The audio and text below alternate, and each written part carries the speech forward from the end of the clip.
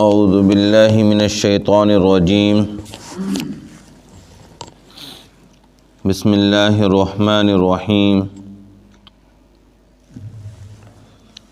یا ایہا الذین آمنوا اذا ضربتم فی سبیل اللہ فتبینوا ولا تقولوا لمن القى الیکم السلام لست مؤمنا تبتغون عرض الحیاۃ الدنیا فعند اللہ مغانم کثیرہ كذلك كنتم من قبل فمن اللہ علیکم فتبینوا ان اللہ كان بما تعملون خبیرا لا يستوي القائدون من المؤمنين غير أولي الضرر والمجاهدون في سبيل الله بأموالهم وأنفسهم فضل الله المجاهدين بأموالهم وأنفسهم على القائدين درجة وكلا وعد الله الحسنى وفضل الله المجاهدين على القائدين أجرا عظيما درجات منه مغفرة ورحمة وَكَانَ اللَّهُ غَفُورًا رَحِيمًا۔ اے ایمان والو، جب تم اللہ کے راستے میں سفر پر نکلو تو اچھی طرح تحقیق کر لو اور اس شخص کو جو تمہیں سلام کرے دنیاوی زندگی کے سامان کو حاصل کرنے کی غرض سے تم انہیں یہ بات نہ کہو کہ تم مومن نہیں ہو۔ اللہ کے پاس مال غنیمت کے بہت سے ذخیرے ہیں، تم بھی تو اس سے پہلے اسی طرح تھے، لہٰذا اللہ نے تمہارے اوپر اپنا احسان و فضل فرمایا، لہٰذا تم تحقیق سے کام لیا کرو، بے شک اللہ تبارک و تعالی تمہارے تمام اعمال سے باخبر ہے۔ مومنین میں سے وہ لوگ جو معذور نہیں ہیں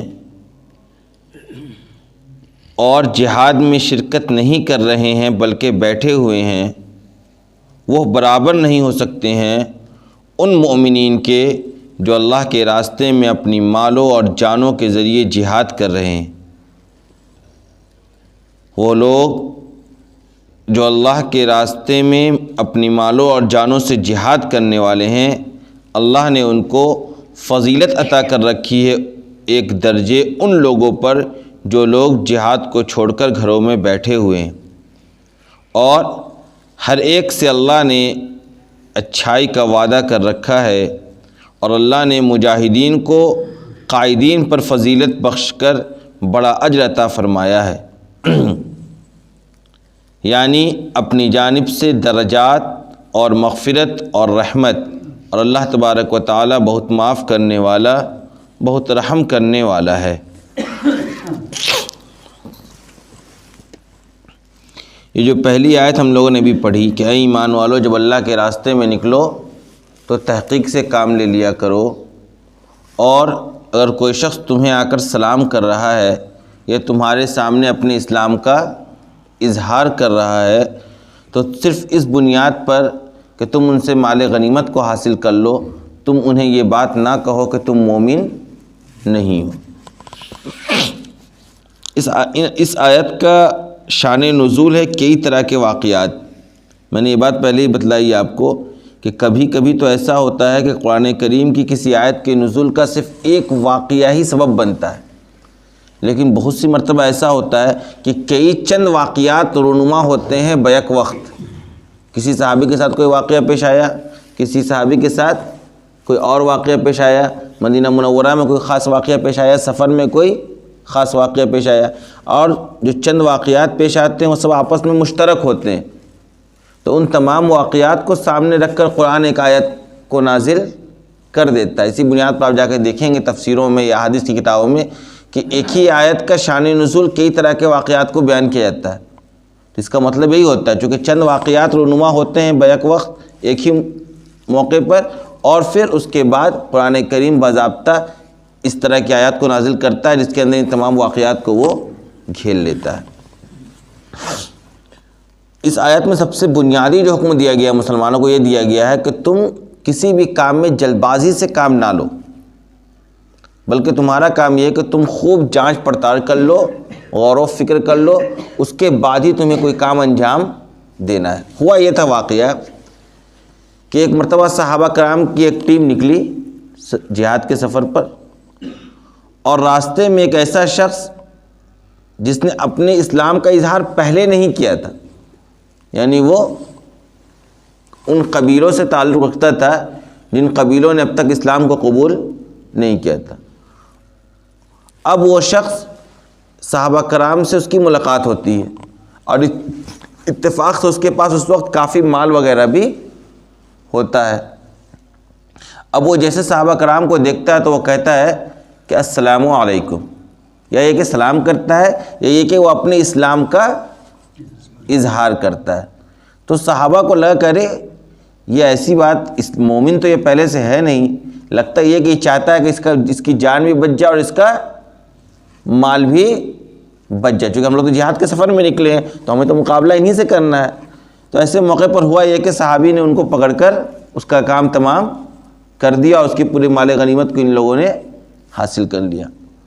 اس کے علاوہ ایک جنگ کے اندر حضرت مقداد ابن اسود رضی اللہ تعالیٰ عنہ کے سامنے ایک شخص جو پہلے سے جس کا کافر ہونا معلوم تھا، اس کے ایمان اور اسلام کی حقیقت معلوم نہیں تھی، وہ جب ان کو دیکھا کہ یہ سامنے آ گئے میرے اوپر حملہ کر دیں گے، تو فوراً اس نے اشہد ان لا الہ الا اللہ اشہد ان محمد رسول اللہ کی اس نے گواہی دی۔ تو ان کو اندازہ ہو گیا کہ یہ جو ہے نا اپنی صرف جان بچانے کے لیے اس طرح کے جملے کا استعمال کر رہا ہے، لہذا اس موقع پہ انہوں نے اس کا بھی کام تمام کر دیا۔ تو ایک صحابی وہاں موجود تو انہوں نے کہا کہ میں جب مدینہ منورہ واپس جاؤں گا تو میں آپ صلی اللہ علیہ وسلم سے اس واقعے کا تذکرہ کروں گا۔ جب آپ صلی اللہ علیہ وسلم کے سامنے اس واقعے کا تذکرہ کیا گیا تو آپ صلی اللہ علیہ وسلم بہت زیادہ ناراض ہوئے، اور آپ نے کہا کہ تمہارا کیا بنے گا کل قیامت کے دن یہ تمہارے سامنے کھڑا ہو جائے گا کہ میں نے تو اسلام کی گواہی دی تھی، اس کی باوجود انہوں نے میری گردن کو مار دیا۔ تو اس طرح کے چند واقعات ایسے پیش آئے جہاں پر بظاہر کسی شخص نے اسلام اپنے مسلمان ہونے کا اظہار کیا، لیکن صحابی نے سمجھا کہ یہ صرف اپنی جان اور مال کو بچانے کے لیے ابھی ہیلہ اپنا رہا ہے اور بہانہ کر رہا ہے، اصل میں یہ کیا ہے، انہی پارٹیوں میں شامل ہے جس کی بنیاد پر صحابی نے اپنے اجتہاد کی بنیاد پر اس کا قتل کر دیا۔ تو اس موقع پر قرآن کریم کی آیت نازل ہوئی، اور چونکہ یہ واقعات عام طور پہ دونوں سفر میں پیش آئے تھے اس لیے یہاں پر قرآن نے سفر کا تذکرہ کیا، ورنہ حقیقت یہ قرآن یہ کہنا چاہتا ہے کہ آپ سفر میں ہوں یا حضر میں ہوں، آپ کوئی بھی کام کریں تو آپ کی ذمہ داری ہے کہ آپ بہت جلد بازی سے اس کام کو انجام نہیں دیں گے۔ کوئی بھی معاملہ آپ کے سامنے پیش آئے گا تو آپ فیصلہ کرنے سے پہلے اس پورے معاملے میں غور و فکر کریں۔ کوئی خبر آپ تک پہنچی تو اس کی بھی آپ پوری تحقیق کر لیں۔ کوئی آپ کے بارے میں اگر کوئی بات کہہ رہا ہے کہ فلاں صاحب آپ کے بارے میں کوئی بات کہہ رہے ہیں تو فوراً اس سامنے والے کے کہنے پر آپ یقین نہ کریں، اسی سے گمراہی کا اور فساد کا اور فتنے کا دروازہ کھلتا ہے جب انسان جلد بازی سے فیصلہ کرتا ہے۔ بلکہ مومن کا کام یہ ہے کہ وہ پہلے مضبوطی سے اس کے اوپر تحقیق کر لے، غور و فکر کر لے، پھر اپنا فیصلہ سنائے۔ آ رہی بات سمجھ میں؟ تو اس موقع پر مسلمانوں کی بات کہی ہے کہ دیکھو، صرف اس بنیاد پر کہ تمہیں کچھ مال غنیمت حاصل ہو جائے گا، چونکہ تمہیں تو لگ رہا تھا نا کہ میں اسے قتل کر دوں گا تو اس کا جو مال ہے وہ ہم لوگوں کا ہو جائے گا، صرف اس بنیاد پر کہ تمہیں کچھ مال غنیمت حاصل ہو جائے گا، صرف اسی بنیاد پر تم ایسے شخص کو جو تم کو سلام کر رہا ہے یا تمہارے سامنے اپنے اسلام کا اظہار کر رہا ہے، تم اس کو یہ بات نہ کہو کہ لست مومنا، کہ تم مومن نہیں ہو، یعنی تمہیں اس کا اختیار نہیں دیا گیا ہے۔ یعنی اس آیت کے ذریعے اس بات کو سمجھا دیا گیا ہے کہ جب بھی کسی شخص کی طرف سے اسلام کا اظہار ہو، جب بھی کسی شخص کی طرف سے اسلام کا اظہار ہو تو آپ کی ذمہ داری یہ ہے کہ آپ اس کے دل کی حالت کو نہیں ٹٹولیں گے۔ آپ کی ذمہ داری یہ ہے کہ آپ اس کے دل کی حالت کو ٹٹولنے کے ذمہ دار نہیں ہے، بلکہ اس کے ظاہری احوال سے آپ اس کو مسلمان ہی جانیں اور سمجھیں گے، جب تک کہ اس کی طرف سے کوئی ایسا فعل یا ایسا کلمہ ثابت نہ ہو جائے جو کفر کی طرف لے جاتا ہے۔ جیسے ایک شخص آ کر کہہ رہا آپ کے سامنے کہ میں کیا ہوں، مسلمان ہوں، لیکن آپ دیکھ رہے کہ وہ فلاں بت پر سجدہ کر رہا ہے، یا آپ دیکھ رہے ایک شخص کو کہ اپنے آپ کو مسلمان ظاہر کرتا ہے، مسلمانوں کے درمیان رہتا ہے، لیکن ایسے کلمات وہ بکتا ہے جو کفریہ کلمات ہیں، یا اسلام کے ایسے عقائد کا وہ انکار کر رہا ہے جس کے انکار سے انسان کافر ہو جاتا ہے. جیسے وہ کہہ رہا ہے کہ میں کیا ہوں، مسلمان ہوں، لیکن وہ عقیدہ ختم نبوت کا انکار کر رہا ہے. وہ یہ کہہ رہا ہے کہ آخری نبی آپ صلی اللہ علیہ وسلم نہیں ہے، بلکہ جیسے کہ قادیانیوں کا یہی مسئلہ، دنیا اس کو احمدیہ مسلمان کہتی ہے، حالانکہ وہ مسلمان نہیں، وہ اپنے آپ کو مسلمان تو ظاہر کر رہا ہے، لیکن اسلام کا ایک بنیادی عقیدہ ختم نبوت کہ آپ صلی اللہ علیہ وسلم آخری نبی ہیں، آپ کے بعد کوئی نبی آنے والا نہیں ہے، اس عقیدے کے وہ لوگ انکار کرتے ہیں، لہٰذا یہ کافر ہیں. اسی وجہ سے قادیانیوں کے کافر ہونے پر پوری امت مسلمہ کا اتفاق ہے پوری دنیا میں. وہ بھلے ہی اپنے آپ کو کیا کہیں کہ ہم احمدیہ مسلمان ہیں، اور دنیا کی طاقتوں سے وہ پروٹوکول حاصل کرنے کی کوشش کریں اور تحفظ حاصل کرنے کی کوشش کریں، لیکن ان کے اس سے کچھ ہونے والا نہیں ہے، کیونکہ وہ اسلام کے بنیادی عقیدے کے کیا ہیں، منکر ہیں. لہذا ان کے صرف زبان سے اس بات کو کہنے کو کہ ہم کیا کرتے ہیں، اللہ پر ایمان رکھتے ہیں، اس کو مانا نہیں جائے گا. آری بات سمجھ میں کہ جب تک کسی شخص کے طرف سے صریح طور پر کوئی ایسا عمل نہ پایا جائے جو کفریہ عمل ہو، تب تک اس کے اسلام کی گواہی دی جائے گی، اس کے ساتھ مسلمان ہونے کا معاملہ کیا جائے گا. اسی بنیاد پر ہمارے یہاں کفر کا فتویٰ بہت جلدی نہیں دیا جاتا ہے. بہت سے لوگوں کو کفر کا فتویٰ دینے میں کیا ہوتی ہے، جلد بازی ہوتی ہے. جہاں کسی کی طرف سے کوئی کام پایا گیا فوراً کیا کہتے ہیں کہ فلاں آدمی کافر ہو گیا. ہمارے یہاں اس کا اہتمام نہیں ہے. آپ جا کر دیکھیں گے دارالعلوم دیوبند کے فتاویٰ کو خاص طور پر، تو شاید ہی باید کسی کے کفر پر فتویٰ دیا گیا ہے. یعنی جب تک سامنے والے کے قول یا اس کے فعل میں تعویل کی گنجائش ہے، تب تک اس کے اوپر کفر کا فتویٰ نہیں لگایا جاتا ہے. آ رہی بات سمجھ میں؟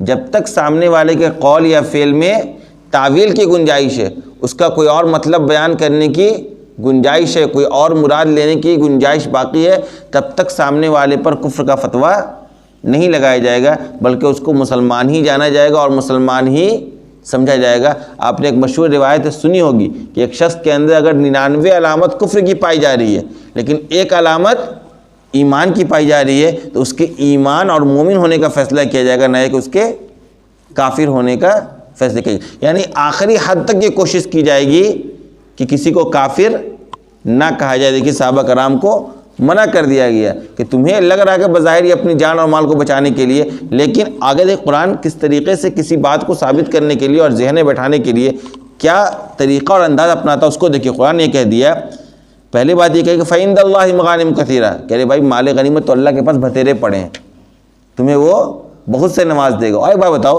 كَذَلِكَ كُنْتُم مِّن قَبْلُ، تمہاری حالت بھی تو اس سے پہلے اسی طرح تھی. کیا مطلب؟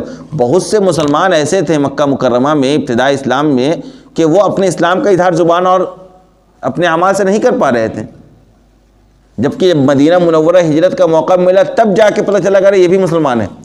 یعنی مکہ مکرمہ میں حالت یہ تھی کہ بہت سے مسلمان اپنے ایمان کا اظہار بھی کرنے کی استطاعت اور طاقت اور صلاحیت نہیں رکھتے تھے.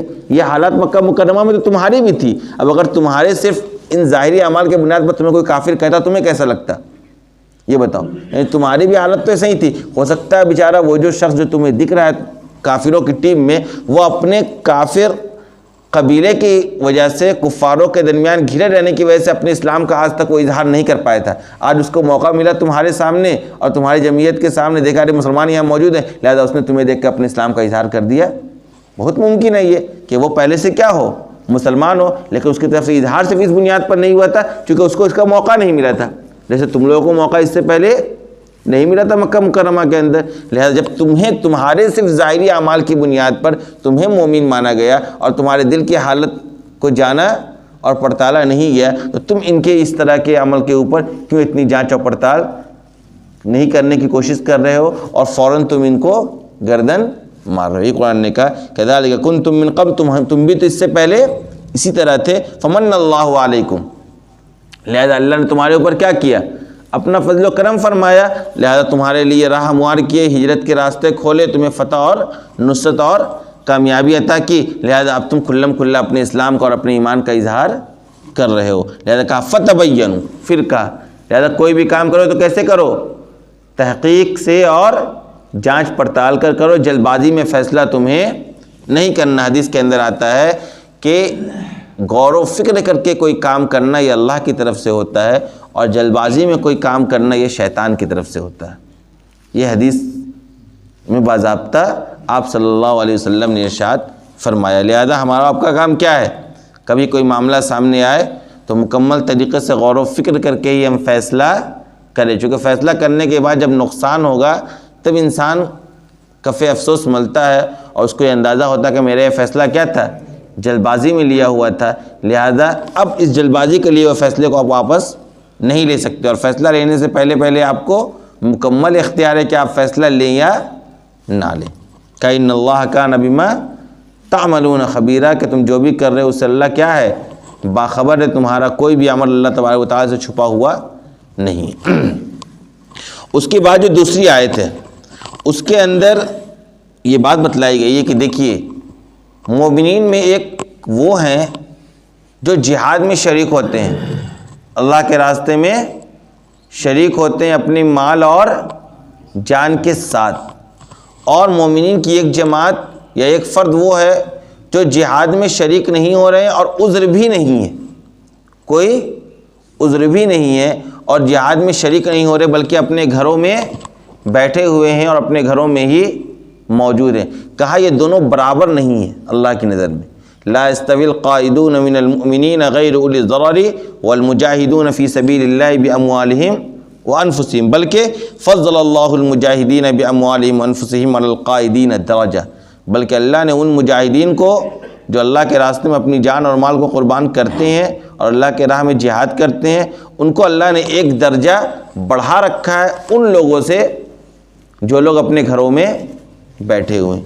اور آئے کہا وَكُلًّا وَعَدَ اللَّهُ الْحُسْنَى، لیکن اللہ نے ہر ایک سے اچھائی کا وعدہ کر رکھا ہے۔ مطلب یہ ہے کہ جس وقت جہاد فرض عین نہ ہو بلکہ جہاد فرض کفایہ ہو، یعنی جس وقت امیر اس بات کا اعلان نہ کیا ہو کہ ہر ایک شخص کیا نکلے، اب جہاد میں نکلے، اس وقت تک جہاد فرض عین نہیں ہوتا ہے۔ آ رہی بات سمجھ میں؟ یعنی ہر شخص پر جہاد کرنا فرض ہو، اس وقت جب تک یہ سچویشن پیدا نہ ہو تب تک کچھ لوگ جہاد میں شریک ہیں، کچھ لوگ دین کے دوسرے اعمال کو انجام دے رہے ہیں۔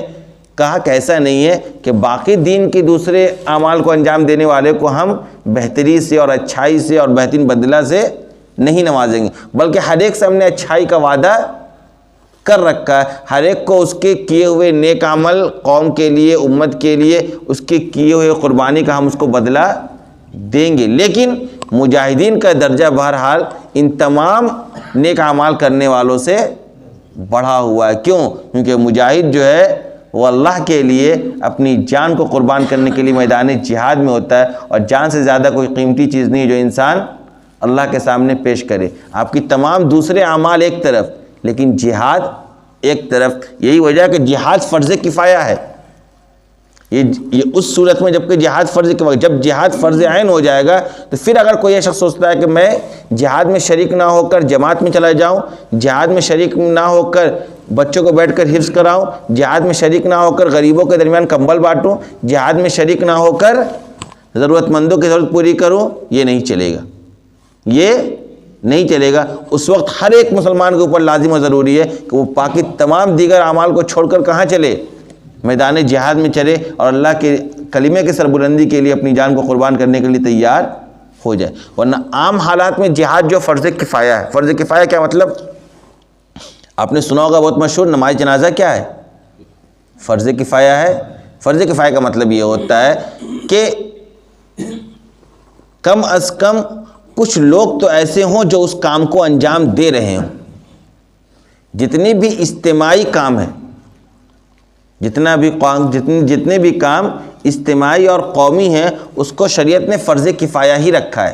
جیسے جنازے کی نماز ایک اجتماعی کام ہے، ایک قومی کام ہے، لہذا اس کو فرض کفایہ رکھا ہے۔ ہر انسان پر اس کام کو کرنا لازم اور ضروری نہیں ہے، لیکن اگر کوئی بھی نہیں کرے گا، کوئی شخص بھی اگر کسی مسلمان کے جنازے میں شریک نہیں ہوتا ہے تو سارے کے سارے مسلمان گناہ گار ہوں گے، لیکن چند لوگ اگر اس کام کو انجام دے دیں گے تو تمام لوگوں کے سر سے یہ بوجھ اتر جائے گا۔ اسی طریقے سے جہاد ہے، اور نے سنا ہے نا حدیث کے اندر الجہاد ماضٍ الی یوم القیامہ، جہاد جو ہے وہ قیامت تک جاری رہنے والا عمل ہے۔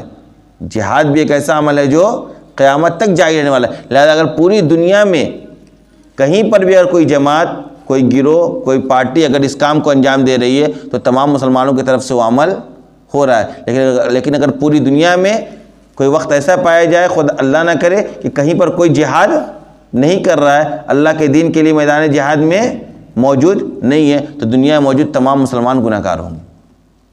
آ رہی بات سمجھ میں؟ لہذا جہاد کیا ہے؟ فرض کفایہ ہے عام حالات میں. لیکن اگر کبھی حالات ایسے ہی بن جاتے ہیں کہ جہاد کیا ہو جاتی ہے؟ فرض عین ہو جاتی ہے، اس موقع پر ہر ایک کو آگے بڑھنا ہے. اور عام حالات میں بھی جہاد فرض کفایہ ہونے کے باوجود دیگر تمام نیک اعمال سے بڑھا ہوا ہے. جو لوگ جہاد میں شریک ہیں ان کے درجے دیگر مومنین سے، جو لوگ اپنے گھروں میں موجود ہیں، اس سے ایک درجہ بڑھا ہوا ہے. یہ قرآن نے کہا وَفَضَّلَ اللَّهُ الْمُجَاهِدِينَ عَلَى الْقَائِدِينَ اجرا عظیما، کہ اللہ نے مجاہدین کو قائدین پر، قائدین مطلب جو لوگ اپنے گھروں میں بیٹھے ہوئے ہیں، قائد کہتے ہیں بیٹھنے والے کو، عربی میں قعد یقعد کا معنی ہوتا ہے بیٹھنا. کہا کہ اللہ نے مجاہدین کو قائدین پر فضیلت دے کر بڑا اجر عطا کیا. بڑا اجر کیا ہے؟ درجات منہ.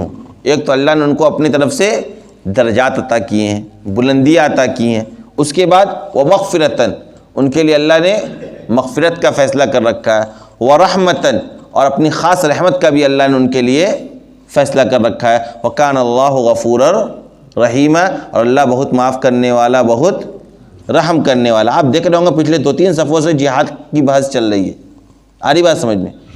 جہاد میں جاؤ، جہاد کی فضیلت، جہاد کرنے والوں کی فضیلت، جہاد کے احکامات کو بیان کیا گیا ہے. اس کے علاوہ قرآن میں کئی جگہوں پر جہاد کے سلسلے میں تفصیلی احکامات آئے ہیں. تو آپ کیا سمجھ رہے ہیں اس جہاد سے؟ آپ سنتے ہوں گے عام لوگوں کو، بہت سے لوگوں کی تقریر میں، ارے اصل جہاد کیا ہے؟ نفس کا جہاد ہے. سنا ہے نا کہتے ہوئے؟ کیا آپ کو کہیں دکھ رہا ہے کہ جہاد نفس والی جہاد کی تفصیل بیان ہو رہی کیا قرآن کے اندر؟ قرآن کے اندر جو تفصیل بیان کی جا رہی ہے اتنی، وہ نفس والی جہاد ہے کیا؟ جہاد کو لغوی معنی جو ہے اس کو اس کی شرعی معنی پہنانے کی بہت کوشش کی گئی ہے. اور یہ تمام سلسلہ شروع ہوا ہے 9/11 کے بعد سے. پوری دنیا میں سمجھ لیجیے ایک بہت بڑا فتنہ تھا کہ بڑے بڑے مفکرین آئے اور انہوں نے جہاد کی ایسی تشریح کی کہ جہاد جو اصل معنی میں تھی اسلام کے نظر میں، جو جہاد شرعی ہے وہ بدل جائے، اس کی حقیقت ہی بدل جائے. اور لوگوں نے یہ بات ثابت کرنے کی کوشش کی کہ کسی کو کھانا کھلا دینا بھی جہاد ہے، کسی کو کمبل اڑا دینا بھی جہاد ہے، اپنے نفس کے خلاف کھڑا ہونا بھی جہاد ہے. صحیح بات ہے، قرآن میں احادیث میں اس طرح کے عمل کو بھی جہاد کہا گیا، لیکن وہ جہاد کے معنی لغوی معنی ہے، یعنی کوشش کرنا ہے. اپنے نفس کے خلاف آپ کھڑے ہو گئے تو جہاد کہتے ہیں دشمن کے خلاف کھڑا ہونا اللہ کے دین کے لیے. آپ اپنے نفس کے خلاف کھڑے ہو گئے تو عملاً وہی چیز پائی جا رہا ہے نا، کسی کے خلاف کھڑا ہونا. تو لغوی معنی کے اعتبار سے یہ ساری چیزیں جہاد ہے. ورنہ جہاد جو شرعی ہے وہ وہی جہاد ہے جو اللہ کے دین کے لیے، صرف اور صرف اللہ کی دین کی سربلندی کے لیے اپنی جانوں کو قربان کرنا اور اللہ کے دشمنوں سے مقابلہ کرنا، صرف اس مقصد سے تاکہ روئے زمین پر کس کا قانون اور سکہ چلے؟ اللہ تبارک و تعالیٰ کی ذات کا چلے، اور ناپاک لوگوں سے اور ایسے لوگوں سے جو اللہ کے کیا ہیں؟ نافرمان ہیں، صریح طور پر اللہ کا انکار کرنے والے ہیں، ان سے روئے زمین کیا ہو؟ پاک اور صاف ہو. یہ اصل میں جہاد کی حقیقت ہے، اور یہ حقیقت باقی رہنے والی ہے قیامت تک. اور قیامت تک پوری دنیا میں کہیں نہ کہیں ایسی جماعت پائی جاتی ہے جو اس طرح کی جہاد کو انجام دے رہی ہے. یہ بھی اللہ کا ایک نظام ہے. اور آپ شکر ادا کیجئے ان تمام مجاہدین کا جو اس طرح کے حالات میں بھی اللہ کے دین کے لیے کہیں نہ کہیں کھڑے ہیں، اپنی جانوں کو قربان کر رہے ہیں، اپنی مالوں کو بھی قربان کر رہے ہیں. اور ہم سب سے جو ہمارے سروں کے اوپر جو فرض کفایہ ہے اس کی ادائیگی وہ لوگ کر رہے ہیں. اس کے علاوہ جو بھی ہے باقی وہ سب نیک اعمال ہے، باقی وہ سب نیک اعمال ہے. ان کی اپنی جگہ ایک اہمیت ہے، لیکن جہاد کرنے والوں کی اہمیت اور عمل جہاد کی اہمیت بہرحال تمام دوسرے نیک اعمال سے بڑھی ہوئی ہے. قرآن نے صاف صاف کہہ دیا وَفَضَّلَ اللَّهُ الْمُجَاهِدِينَ بِأَمْوَالِهِمْ وَأَنفُسِهِمْ عَلَى الْقَائِدِينَ دَرَجَةً، کہ جو لوگ جہاد نہیں کر رہے ہیں، یعنی عام حالات میں جو لوگ جہاد میں شریک نہیں ہیں اور اپنے گھروں میں بیٹھے ہوئے ہیں اور دیگر اعمال کو انجام دے رہے ہیں، ان سے بہرحال مجاہدین کا درجہ بڑھا ہوا. یہی وجہ کہ آپ صلی اللہ علیہ وسلم کی حدیث ہے کہ میری یہ خواہش ہے کہ میں اللہ کے راستے میں جاؤں، جہاد کروں، شہید کر دیا جاؤں، پھر مجھے زندگی عطا ہو، پھر میں اللہ کے راستے میں جہاد میں شریک ہو جاؤں اور شہید کر دیا جاؤں، پھر مجھے زندگی عطا کی جائے، پھر میں اللہ کے راستے میں جہاد میں شریک ہوں اور مجھے شہید کر دیا جائے. یعنی بار بار مجھے یہ موقع ملے کہ میں اپنی جان کو اللہ کی راہ میں قربان کروں. یہ خواہش آپ صلی اللہ علیہ وسلم کی بھی تھی. آج حالت یہ ہے کہ مسلمان لفظ جہاد کا اپنی زبان پر استعمال کرنے سے ڈرتا ہے. مسلمان، میں نے آپ کو کہا نا کہ اسلام کا بہت سے احکامات وہ ہیں جو عین انسانیت کے فائدے کے لیے ہے. جیسے میں نے آپ کو کل مثال دی قصاص کی. قرآن نے کہا وَلَكُمْ فِي الْقِصَاصِ حَيَاتٌ يَا أُولِي الْأَلْبَابِ، کہ عقل والو کہ ہم نے قصاص میں تمہارے لیے زندگی رکھی ہے اور یہ حقیقت ہے. اگر ایک قاتل کو آپ سرعام چوراہے پر کھڑے کر کے قتل کر دیں اور موت کے گھاٹ اتار دیں، ہمت ہو جائے گی آپ کے شہر یا آپ کے ملک کے کسی دوسرے کرمنل کی کہ وہ کسی کی جان پر حملہ کر دے؟ آسان ہے کیا؟ جس کو یہ ڈر پیدا ہو جائے گا کہ میری جان بھی اس کے عوض میں کیا ہوگی؟ ختم ہوگی، مجھے بھی سزا دی جائے گی، اس کی ہمت ہو سکتی ہے. لہٰذا ایک پورا کا پورا یہ کرمنل اور پورا کا پورا یہ گناہ کا معاملہ اور پورے کے پورے یہ جو واردات یہی ختم ہو جائے گی. اسلام چاہتا ہے بہت سے معاملات میں اسلام نے جو سختی دکھائی ہے وہ انسانیت کے فائدے کے لیے دکھلائی ہے. اب انسانیت چونکہ کوری ہے، اس کی نظر ہی نہیں اتنی دور تک، تو یہ سمجھتی ہے کہ یہ سارے قوانین کیا ہیں؟ اسلام خلاف ہے. جہاد اسی لیے، جہاد کا مقصد نہ مال حاصل کرنا ہے، جہاد کا مقصد نہ سلطنت حاصل کرنا ہے. میں نے آپ کو ایک واقعہ سنایا تھا نا جمعہ کے اندر، حضرت خالد ابن ولید رضی اللہ تعالیٰ عنہ کا، کہ ایک مرتبہ پورے کے پورے علاقے کو انہوں نے کیا کیا تھا؟ فتح کر لیا تھا. حالانکہ ان کی رومیوں سے جو معاہدہ ہوا تھا وہ معاہدہ یہ ہوا تھا کہ اتنے دنوں تک جنگ نہیں کی جائے گی، جنگ بندی کا اعلان ہوا تھا. لیکن جنگ بندی کے ہی پیریڈ میں انہوں نے پوری تیاری کر لی، اور جیسے ہی جنگ بندی کی مدت آج پوری، فوراً انہوں نے حملہ کر دیا. حالانکہ دشمن پہلے سے تیار نہیں تھا، اس کو تو اندازہ تھا کہ آج تو وقت پورا ہوگا، اس کے بعد نہ جنگ ہوگی. اور ایک بار یہ وہ حملہ کرتے ہیں اور کئی علاقے کو فتح کرتے چلے جاتے ہیں. پیچھے سے ایک صحابی دوڑتے ہوئے آتے ہیں، کہتے ہیں کہ تم نے کیا کیا؟ غدر کیا ہے، آپ نے دھوکہ سے کام لیا ہے. ان لوگوں کے ذہن میں یہ بات تھی نہیں کہ آپ حملہ کر دیں گے، آپ کو اب تیاری کرنی تھی. جب وہ موقع پورا ہو گیا تھا تو ایک پورا کا پورا علاقہ وہ فتح کر چکے تھے، لیکن جب ان کو یہ حکم آپ صلی اللہ علیہ وسلم کے سامنے نظر آیا تو پورے علاقے کو چھوڑ کے واپس ہو گئے. اس کا مطلب ہے کہ جہاد کا مقصد مال حاصل کرنا، زمین ہڑپنا، اپنی سلطنت کو آگے سے آگے بڑھانا کبھی بھی نہیں ہے، بلکہ صرف ایک مقصد ہے کہ دنیا سے ظلم و ستم ختم ہو، دنیا سے بدامنی ختم ہو، دنیا میں مظلوموں کی کوئی آہو پکار کو سننے والا کھڑا ہو. جہاد کا مقصد صرف اور صرف، سب سے پہلے جہاد جو مشروع کی گئی قرآن کے اندر وہ آیت اذن للذین یقاتلون بانہم ظلموا، کہ ہم نے ان لوگوں کو جن کے اوپر ظلم کیا گیا اس ظلم کی بنیاد پر ہی ہم نے ان کو جہاد کا حکم دیا ہے. ورنہ اگر جہاد کا حکم صرف اپنے دل اور سینے کے اندر پیدا ہونے والے انتقامی جذبے کو پورا کرنا ہوتا تو مسلمانوں کو مکہ مکرمہ میں یہ حکم دے دیا جاتا. آخر 13 سال تک کیوں نہیں حکم دیا گیا؟ کیوں روکا گیا مسلمانوں کو؟ ہر طرح کے ظلم و ستم سے مسلمانوں کو گزارا گیا، لیکن اس کے باوجود انتقامی جذبے کے لیے حکم نہیں دیا گیا. جب مدینہ منورہ ہجرت کر لیے اور یہاں آنے کے بعد بھی جب وہ لوگ چین و سکون سے مسلمانوں کو رہنے نہیں دے رہے تھے، بلکہ مدینہ منورہ کے ارد گرد موجود یہودیوں سے وہ لوگ گاٹ ساٹھ کر رہے تھے کہ چلو مسلمانوں کے خلاف کیا کریں گے، ہم حملہ کریں گے. اور اسی مقصد سے جب ان لوگوں نے ابو سفیان کو بھیجا تھا شام، جاؤ ہتھیار خرید کر لاؤ مسلمانوں کا حملہ کرے، تب اس قافلے کی آپ نے غزوہ بدر کے واقعے میں یہ تفصیل سن رکھی ہے. اس قافلے کو روکنے کے چکر میں پورا یہ پہلی مرتبہ جنگ بدر کا واقعہ پیش آتا ہے. لہذا اسلام میں جہاد کا مقصد صرف اور صرف ظلم کو ختم کرنا ہے. اسلام میں جہاد کا مقصد صرف اور صرف ظالموں کے گردن کو ماننا ہے، عام انسانیت کو نقصان. اسی وجہ سے دیکھ لیجیے آپ، اسلام نے جہاد کے اندر عورتوں پر حملہ کرنے سے منع کر رکھا ہے، بوڑھوں پر حملہ کرنے سے منع کر رکھا ہے، بچوں پر حملہ کرنے سے منع کر رکھا ہے. صرف ان لوگوں سے مقابلہ کرنا ہے جو مقابلہ کرنے کے لیے میدان میں نوجوان آئے ہیں. یعنی مقصد صرف کسی کا خون بہانا نہیں ہے، مقصد صرف مال ہڑپنا نہیں ہے، ایک خاص مقصد ہے. اس خاص مقصد کے تحت جہاد کو مشروع قرار دیا گیا ہے، اور یہ مشروعیت کل قیامت تک باقی رہے گی. کوئی اس کی مشروعیت کو نہ مٹا سکتا ہے اور نہ ہی ہٹا سکتا ہے. اور لاکھ دنیا کھڑی ہو جائے جہاد کے نئے نئے معنی اور مفاہیم بیان کرنے کے لیے، قرآن نے جن مفاہیم اور معانی کا بیان کیا ہے وہی برحق ہے اور وہی باقی رہے گا. باقی کوئی اور تشریح اور کوئی اور تفسیر جہاد کی چلنے والی نہیں ہے. وآخر دعوانا الحمدللہ.